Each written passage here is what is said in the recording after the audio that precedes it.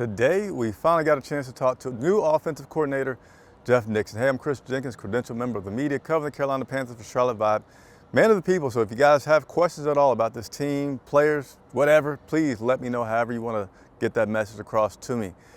Had a chance to talk to Jeff Nixon today, and I always hesitate because I think of Mick Nixon, the great announcer here for the Carolina Panthers who's retiring this year. But Jeff Nixon, the new offensive coordinator, did he get his job because of the well-documented relationship with Coach Rule that goes all the way back to high school?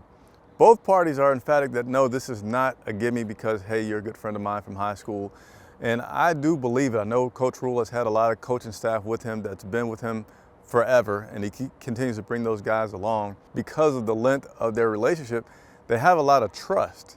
And also, Coach Rule and Jeff were offensive coordinators when he was at Baylor, and that he knows that he's going to do what he knows. Coach Rule knows that Jeff is going to do what he's asking him to do in terms of the play calling. And I have always said that my personal belief with the firing of Joe Brady was not because he wasn't creative enough. It was because he wasn't doing what Rule was directing, and he was, Rule went to say, we want to run the ball 35 times a game, and that wasn't happening. And how much clearer can it be to tell you, and you don't do it? But I feel like I'm about to go off on a tangent, but I really like the fact that Rule put him in place because he knows that he will get the plays called in the style that he wants them to be called. And players have lauded yesterday about the intelligence of Jeff.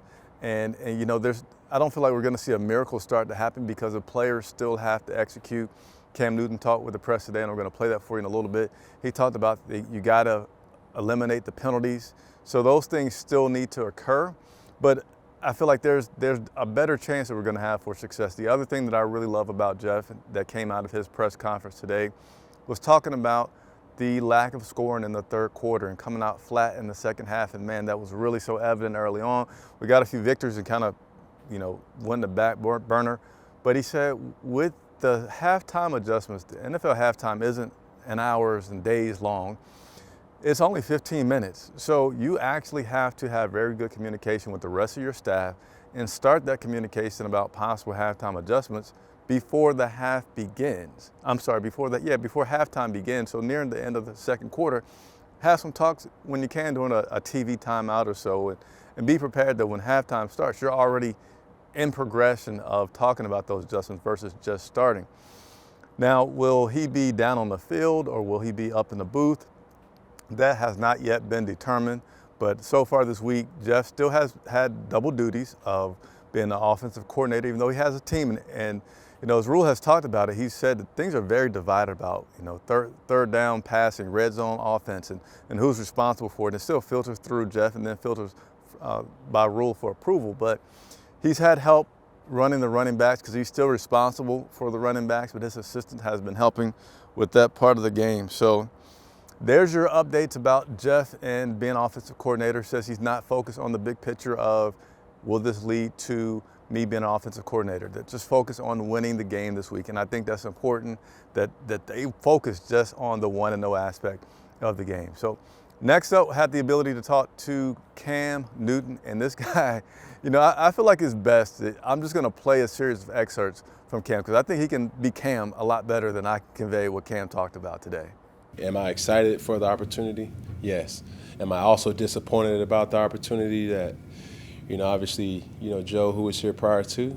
Absolutely. Because do I think I had something to do with it? The competitor in me, absolutely, yes. Because the truth of the matter is you don't lose your job because of success.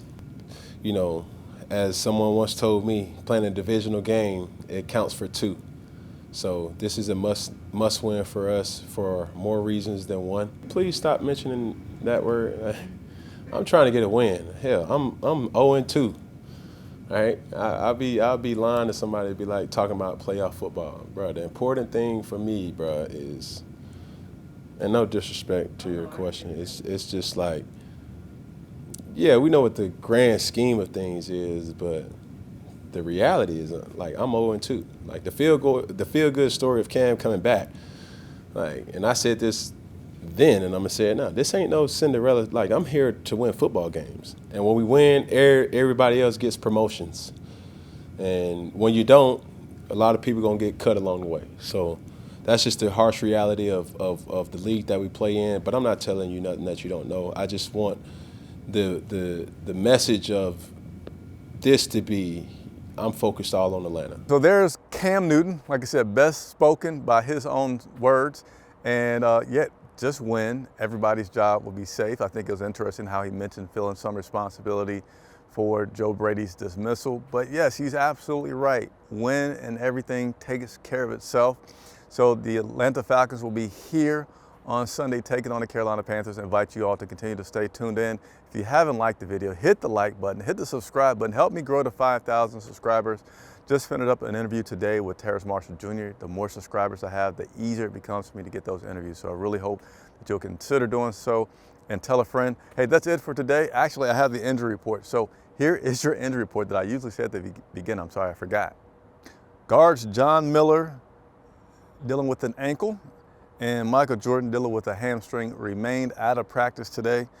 We also have veteran defensive tackle Daquan Jones. He was absent again today. That is not injury related. And then we still have our guard Trent Scott and outside linebacker Frankie Luvo, who are still out, remaining on the reserve COVID-19 list. So that'll be your injury report for today, Thursday. Again, we'll be back tomorrow. Continue to stay tuned to the channel. Chris Jenkins reporting for Charlotte Vibe at Bank of America Stadium.